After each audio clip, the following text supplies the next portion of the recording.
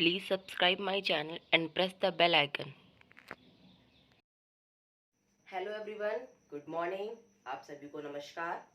I hope you all are doing very well.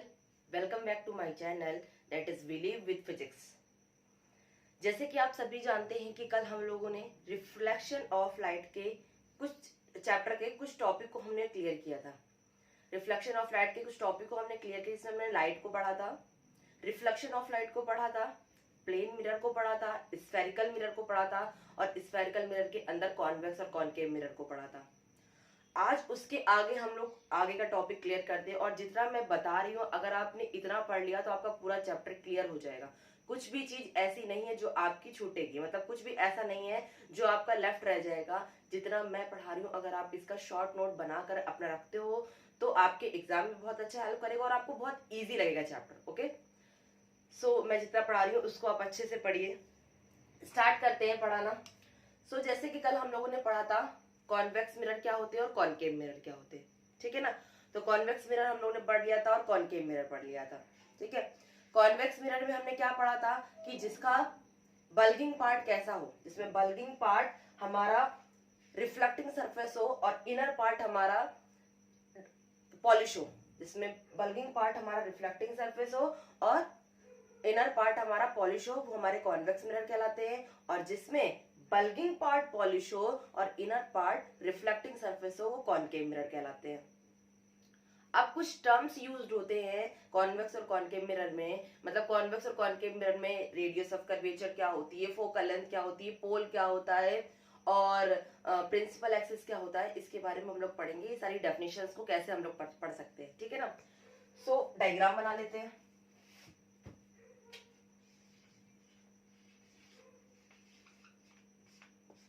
Diagram हम लोग, क्योंकि हम सभी जानते हैं कि जो मिरर होता है वो एक हॉलोस्फीयर का पार्ट होता है। सबसे पहले हमें हॉलोस्फीयर बनाना पड़ेगा।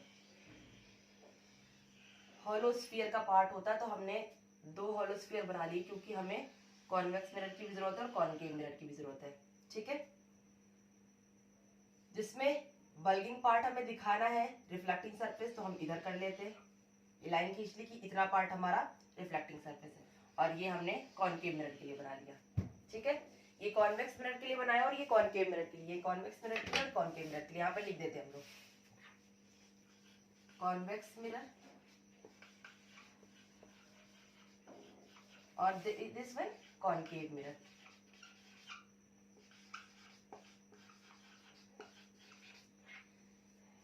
क्या टर्म्स यूज्ड होते हैं?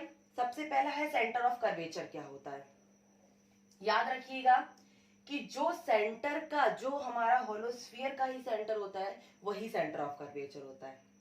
होलोस्फीयर का सेंटर यहां कहीं होगा, इस जगह पर, यहां पर भी यहां कहीं होगा।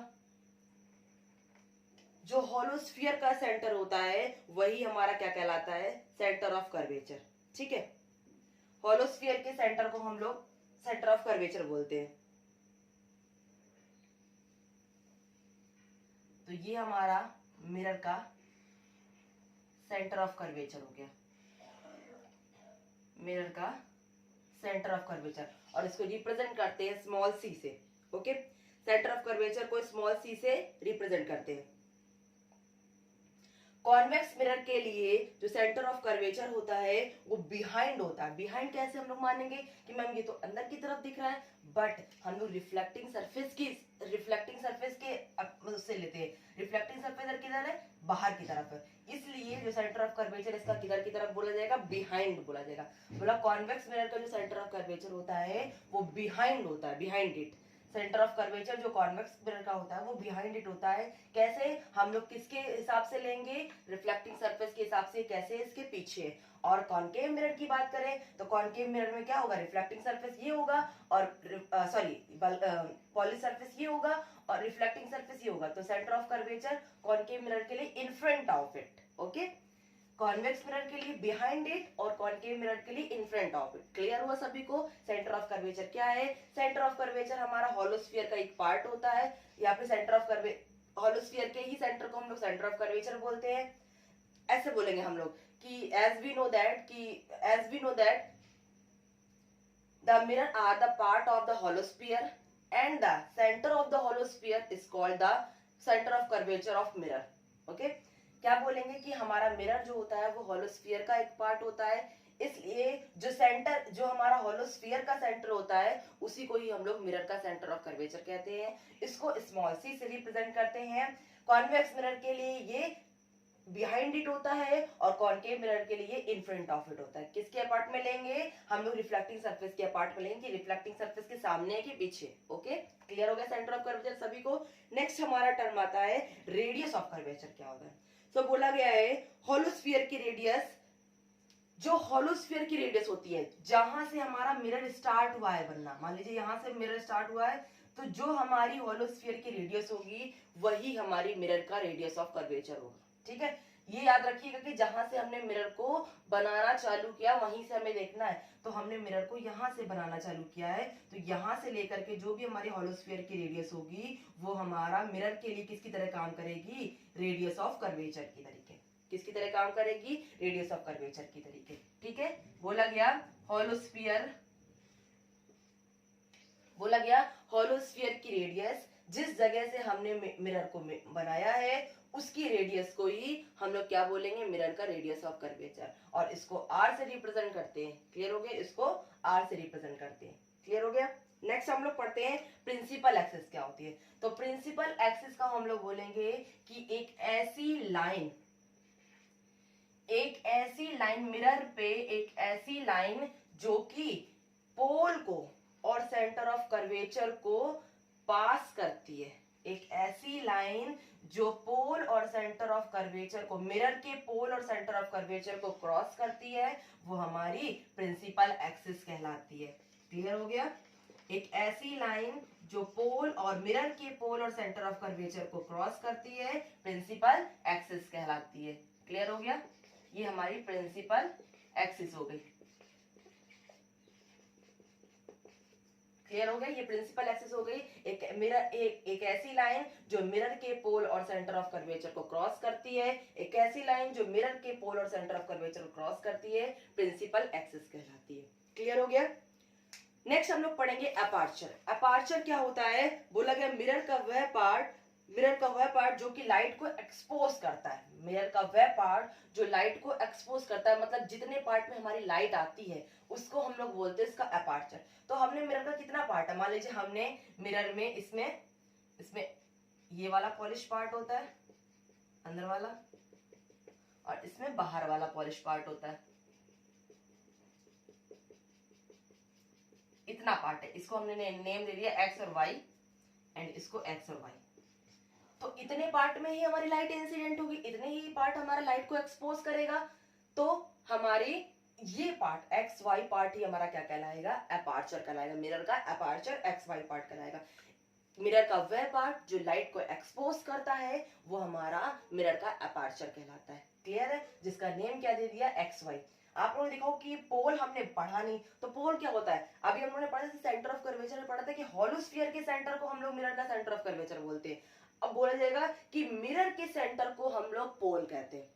जो मिरर होगा, जो भी होलोस्फीयर से हमने मिरर बनाया होगा, उस मिरर का जो सेंटर होगा वो पोल कहलाता है। क्लियर हो गया? ये जितनी चीजें लिखी हुई सभी को सारी चीजें अच्छे से क्लियर है। नेक्स्ट हम लोग पढ़ेंगे फोकस। फोकस क्या होता है?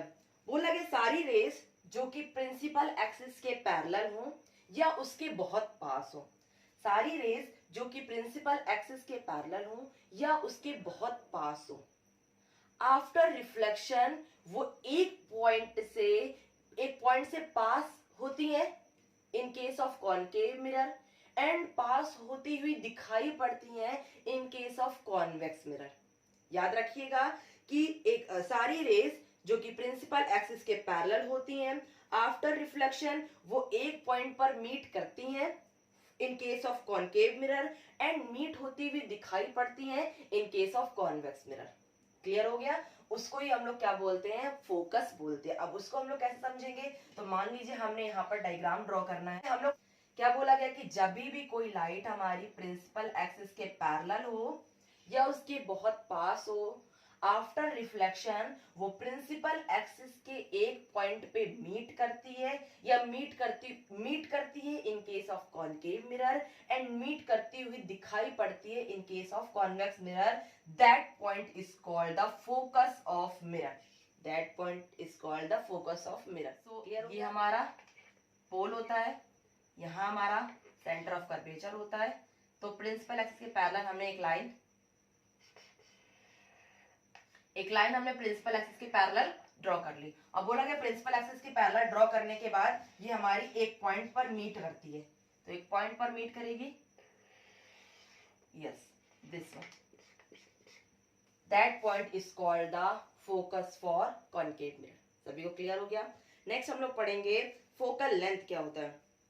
सेम अगर फोकस की बात करें तो फोकस भी कॉन्वेक्स मिरर के लिए बिहाइंड इट होता है और कॉनकेव मिरर के लिए इन फ्रंट ऑफ इट होता है. क्लियर हो गया. नेक्स्ट हम लोग पढ़ेंगे कि फोकल लेंथ क्या होता है. ठीक है, तो distance from pole to focus is called the focal length. Pole से फोकस की दूरी को हम लोग फोकल लेंथ बोलते हैं. पोल से फोकस की दूरी को हम लोग फोकल लेंथ बोलते हैं. ठीक है, what is focal length? Distance between pole and focus. Distance between pole and focus is called the focal length. Clear हो गया. नेक्स्ट हमारा है, ये सारे हमारे जो भी टर्म्स यूज्ड होते हैं मिरर में वो सारा हम लोग ने पढ़ लिया. आई होप आप सभी को बहुत अच्छे से समझ में आया होगा. अगर किसी भी चीज में आपको डाउट है तो आप कमेंट में हमें बता सकते हो. ठीक है क्लास, जैसे अभी हम लोगों ने पढ़ लिया था फोकल लेंथ, हम लोगों ने रिलेशन पढ़ना था फोकल लेंथ और रेडियस ऑफ कर्वेचर में. तो रिलेशन होता है फोकल लेंथ और रेडियस ऑफ कर्वेचर में F is equal to R by 2. Focal length और रेडियस ऑफ कर्वेचर में जो रिलेशन होता है वो होता है F is equal to R by 2. ये स्मॉल f होगा, small f is equal to R by 2, जहां पर स्मॉल f आपकी फोकल लेंथ और R आपका रेडियस ऑफ कर्वेचर बाय 2. ठीक है ना, ये रिलेशन होता है F is equal to R by 2. इसका आपका प्रूवमेंट नहीं आता है. ठीक है, 10th क्लास में नहीं आता है ये. तो ये रिलेशन हो गया. नेक्स्ट एक चीज बहुत नोट करने वाली चीज और एग्जाम में बहुत आती भी है कि प्लेन मिरर की फोकल लेंथ कितनी होती है. तो आप लोग नोट कर लीजिएगा कि जो प्लेन मिरर की फोकल लेंथ होती है वो इन्फिनिटी होती है. प्लेन मिरर की फोकल लेंथ इन्फिनिटी होती है. क्लियर हो गया. आज अब हम लोग पढ़ने जा रहे हैं इमेज फॉर्मेशन. इमेज फॉर्मेशन कितनी तरीके की होती है उसके बारे में पढ़ेंगे. किस तरीके से हम लोग बनाते हैं उसके बारे में पढ़ेंगे. सबसे पहले इमेज फॉर्मेशन कितनी तरीके की होती है. तो इमेज फॉर्मेशन दो तरीके की होती है. पहली होती है रियल इमेज और दूसरी होती है वर्चुअल इमेज. क्लियर हो गया. पहली होती है रियल इमेज और सेकंड होती है वर्चुअल इमेज. रियल इमेज क्या होती है कि जब भी कहीं पर भी हमें कोई इमेज स्क्रीन पर दिखाई दे, जब भी कोई हमें इमेज स्क्रीन पर दिखाई दे, स्क्रीन पर बने, हम लोग क्या बोलेंगे कि जब भी कोई इमेज हमारी स्क्रीन पर बने, जब भी किसी ऑब्जेक्ट से रेज हमारी मिरर पे इंसिडेंट हो और रिफ्लेक्शन के बाद वो रियल में किसी पॉइंट पर मीट करे तो उसे हम लोग क्या बोलते हैं, रियल इमेज बोलते हैं. सबसे पहली बात, जो रियल इमेज होती है वो मिरर पर बनती है जब भी कोई रेज हमारी मिरर पर इंसिडेंट हो और रिफ्लेक्शन के बाद आफ्टर रिफ्लेक्शन वो एक पॉइंट पर रियल में इंटरसेक्ट करें तो वो हमारी इमेज क्या कहलाती है, रियल इमेज कहलाती है. आते वर्चुअल इमेज के लिए ऐसी रियल इमेज होती है. ठीक है ना, ये लाइट इधर से गई, प्रिंसिपल एक्सिस के पैरेलल फोकस से पास हुई, सेंटर ऑफ कर्वेचर से गई, रिफ्लेक्ट बैक हो गई, इसमें इसने रियल में मीट किया तो यहाँ पर हमारी इमेज रियल इमेज बन गई. अब आते वर्चुअल इमेज. तो वर्चुअल इमेज क्या होती है कि ऐसी इमेज जो स्क्रीन पर नहीं बनती है, जब भी कोई रेज हम मिरर पे इंसिडेंट करेंगे तो रिफ्लेक्शन के बाद वो हमें एक पॉइंट पर मीट होती हुई दिखाई पड़े. ऐसे बोलना है, मीट होती नहीं, मीट होती हुई दिखाई पड़े तो वो हमारी कैसी इमेज कहलाती है, वर्चुअल इमेज. फिर से बता रही हूँ, ऐसी इमेज जो कि स्क्रीन पर नहीं बनती है, जब भी कोई रेज हमारी मिरर पर इंसिडेंट होगी, रिफ्लेक्शन के बाद वो एक पॉइंट पर हमें मीट होती हुई दिखाई पड़ेंगी तो वो हमारी कैसी इमेज होगी, वर्चुअल इमेज होगी. क्लियर हो गया. नेक्स्ट हम लोग पढ़ते हैं रूल्स फॉर इमेज फॉर्मेशन. जब जो भी हम लोग इमेज बनाते हैं उनके कुछ रूल्स और रेगुलेशन होते हैं. तो हम रूल्स को पढ़ते हैं कि क्या इमेज फॉर्मेशन के रूल्स होते हैं. सबसे पहला 3 रूल्स है. सबसे पहला रूल है, ध्यान सुनिएगा, सबसे पहला रूल है क्या, तो बोला गया जब भी हम लोग प्रिंसिपल एक्सिस के पैरेलल कोई भी रेज इंसिडेंट करेंगे तो वो आफ्टर रिफ्लेक्शन हमेशा फोकस से पास होती फोकस से पास होगी। इन case of concave mirror focus से पास होती हुई दिखाई पड़ेगी। वर्चुअलाइजेशन है, इसमें डॉटेड लाइन बनाई क्योंकि ये वर्चुअल बन रहा है, हमें रियल में नहीं स्क्रीन पे दिख रहा है, हमने इमेजिनेशन कर लिया कि हाँ ऐसा बनेगा कुछ, तो इसलिए डॉटेड लाइन बना हुआ है। क्या बोला गया कि जब भी हम कोई रे प्रिंसिपल एक्सिस के पैरेलल इंसिडेंट करेंगे मिरर में, आफ्टर रिफ्लेक्शन फोकस से पास होगी। इन case of concave mirror focus से पास होती हुई दिखाई पड़ेगी। इन केस ऑफ कॉन्वेक्स मिरर, ठीक है ना। तो हमेशा क्या होगा कि जब भी कोई लाइट रे हम लोग प्रिंसिपल से पैरेलल करेंगे तो हमेशा कॉनकेव मिरर में फोकस से ही पास होगी और कॉन्वेक्स मिरर में फोकस से पास होती दिखाई पड़ेगी। फर्स्ट ये हो गया। सेकंड अगर हम बात करते हैं तो बोला गया कि जब भी हम मिरर में कोई रे फोकस से इंसिडेंट करें, फोकस से इंसिडेंट करिए, फोकस से इंसिडेंट हो रही है, ये फोकस से इंसिडेंट हो रही है। जब भी हम कोई भी मिरर में, किसी भी मिरर में कोई रे फोकस से इंसिडेंट करे तो हमेशा रिफ्लेक्शन के बाद वो प्रिंसिपल एक्सिस के पैरेलल हो जाती है। रिफ्लेक्शन के बाद वो प्रिंसिपल एक्सिस के पैरेलल हो जाती है, ठीक है। ये सेकंड रूल है। थर्ड रूल पे आते हैं तो बोला गया है कि जब भी हम कोई रे सेंटर ऑफ कर्वेचर से इंसिडेंट करें, जब भी हम कोई रे सेंटर ऑफ कर्वेचर से इंसिडेंट करें तो हमेशा हमारी रे रिफ्लेक्ट बैक रहती है। जिस डायरेक्शन में आती है उसी डायरेक्शन में वापस, देखिए इसने अभी डायरेक्शन को चेंज नहीं किया, इस डायरेक्शन में आई और इसी डायरेक्शन में वापस हो गई। ये हमारा कॉनकेव मिरर के लिए। कॉन्वेक्स मिरर के लिए भी सेम कि जब भी कोई रे हम सेंटर ऑफ कर्वेचर से इंसिडेंट करते हैं, कि डॉटेड इसलिए कि वर्चुअलाइजेशन है, सेंटर ऑफ कर्वेचर से इंसिडेंट करते हैं, आफ्टर रिफ्लेक्शन वो अपने ही रास्ते पर, जिस रास्ते से आई उसी रास्ते पर बैक हो जाती है। ये हमारा 3 रूल है, ठीक है। एक क्विक रिव्यू करते हैं क्या क्या पढ़ा हमने। सबसे पहले आज हमने पढ़ा जो भी टर्म्स यूज होते हैं हमारे कॉन्वेक्स और कॉनकेव मिरर में। सेंटर ऑफ कर्वेचर क्या होता है, हॉलो, हम लोग सभी लोग जानते हैं कि मिरर जो होता है वो हॉलोस्फीयर का पार्ट होता है। हॉलोस्फीयर के सेंटर को हम लोग मिरर का सेंटर ऑफ कर्वेचर कहते हैं, ठीक है। हॉलोस्फीयर के सेंटर को हम लोग मिरर का सेंटर ऑफ कर्वेचर कहते हैं, लेकिन कहां से लेते हैं, जहां से हमने मिरर को बनाया हुआ है, ठीक है। नेक्स्ट है हमारा रेडियस ऑफ कर्वेचर। तो बोला गया हॉलोस्फीयर की रेडियस, हॉलोस्फीयर की रेडियस जहां से हमने, सॉरी सेंटर ऑफ कर्वेचर में ये नहीं होगा, हॉलोस्फीयर की रेडियस जहां से हम मिरर को बनाते हैं वही हमारी रेडियस ऑफ कर्वेचर कहलाती है फॉर मिरर। क्या बोला गया, हॉलोस्फीयर की रेडियस जहां से हम मिरर को बनाते हैं वो हमारा क्या कहलाता है, radius of curvature for mirror. इसको कैपिटल आर से रिप्रेजेंट करते हैं। नेक्स्ट अगर हम लोग पढ़ेंगे तो प्रिंसिपल एक्सिस, एक ऐसी लाइन जो कि हमारे मिरर के पोल और सेंटर ऑफ कर्वेचर को क्रॉस करती है, एक ऐसी लाइन जो मिरर के पोल और सेंटर ऑफ कर्वेचर को क्रॉस करती है वो हमारी प्रिंसिपल एक्सिस कहलाती है, ठीक है। पोल क्या होता है, मिरर के सेंटर को हम लोग क्या बोलते हैं, पोल बोलते हैं, मिरर के सेंटर को हम लोग पोल बोलते हैं। नेक्स्ट है अपर्चर। अपर्चर क्या क्या होता है, बोला कि मिरर का वह पार्ट जो लाइट को एक्सपोज करता है, मिरर का वह पार्ट जो लाइट को एक्सपोज करता है वो हमारा मिरर का अपर्चर कहलाता है। नेक्स्ट हम लोग बोलते हैं फोकस। तो बोला गया जब भी हम कोई भी किसी भी मिरर में कोई लाइट प्रिंसिपल एक्सिस के पैरेलल करिए, जब सारी रेज हमारी प्रिंसिपल एक्सिस के पैरेलल हो या उसके बहुत पास हो, आफ्टर रिफ्लेक्शन वो प्रिंसिपल एक्सिस के एक पॉइंट को मीट करेंगी, या in case of concave mirror and principal axis के एक पॉइंट पे मीट करती हुई दिखाई पड़ेंगी in case of convex mirror. That point is called the focus for concave mirror and focus for convex mirror, okay. Focal length क्या होती है, पोल से लेकर के फोकस के बीच की डिस्टेंस को फोकल लेंथ बोलते हैं। नेक्स्ट अगर हम लोग बोले कि फोकल लेंथ और रेडियस ऑफ कर्वेचर रिलेशन क्या होता है, तो small f is equal to capital R/2, इसका प्रूवमेंट नहीं आता है। नेक्स्ट हमने बताया कि जो प्लेन मिरर की फोकल लेंथ होती है वो इन्फिनिटी होती है, प्लेन मिरर की फोकल लेंथ कितनी होती है, इन्फिनिटी होती है। अब हमारा आया इमेज फॉर्मेशन, रियल इमेज, ऐसी इमेज जो स्क्रीन पर बनती है जब कोई रे मिरर पर इंसिडेंट हो, आफ्टर रिफ्लेक्शन वो एक पॉइंट पर मीट करे तो वो हमारी इमेज रियल इमेज होगी, वर्चुअल इमेज।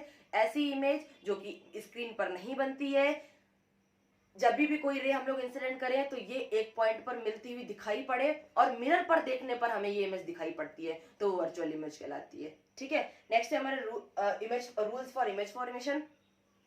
फर्स्ट नंबर है कि जब भी कोई रे हमारा मिरर में प्रिंसिपल एक्सिस के पैरेलल हम लोग इंसिडेंट करेंगे तो कॉनकेव मिरर के केस में हमेशा फोकस से पास होगी और कॉन्वेक्स मिरर के केस में फोकस से पास होती हुई दिखाई पड़ेगी, ठीक है। सेकंड रूल है कि जब भी हम कोई रे फोकस से इंसिडेंट करेंगे तो वो हमेशा प्रिंसिपल एक्सिस के पैरेलल हो जाएगी इन case of concave mirror. And इसमें भी जब भी हम कोई रे फोकस से इंसिडेंट करेंगे तो हमेशा वो प्रिंसिपल एक्सिस के पैरेलल हो जाएगी इन case of convex mirror.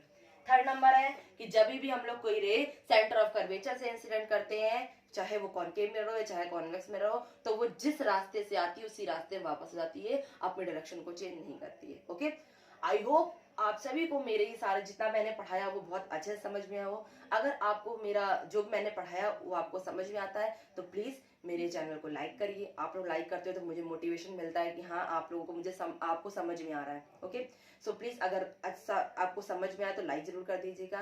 And जिन्होंने सब्सक्राइब नहीं किया सब्सक्राइब कर दीजिएगा। एंड उसके बगल में बेल का एक साइन बना होगा, उस बेल को प्रेस करके उस पर ऑल पे टिक कर दीजिएगा, क्योंकि जब भी मेरा नया वीडियो आएगा तो आपको तुरंत नोटिफिकेशन मिल जाएगा। Okay, thank you all of you.